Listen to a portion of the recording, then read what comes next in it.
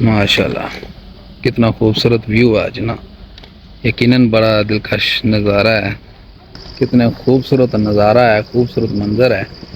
اور میں تھوڑا زوم کرتا سی دساں، یہ بلو بیٹک پہاڑیاں نے سامنے نظر آ رہی ہیں، اور اس طرف بھی اگر میں تھوڑی کراں دساں، اس طرح ویو کرو تو ذرا ماشاءاللہ کتنا خوبصورت ویو ہے۔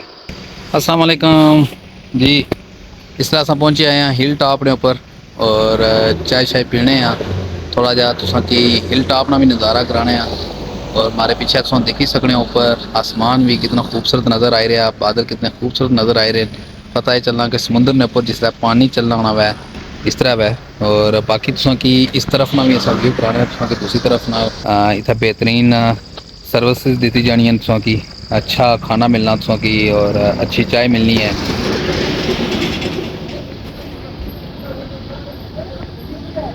کتنے خوبصورت نظارہ ہے، خوبصورت منظر ہے۔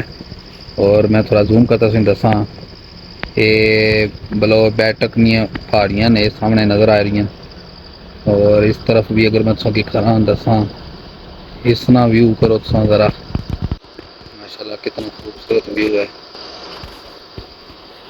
اور باقی بھی تم دیکھو، یہ ہل ٹاپ نہ باہر میں کھڑا، اس سامنے ہل ٹاپ ہوٹل ہے جڑا سب سے زیادہ مشہور ہوٹل ہے۔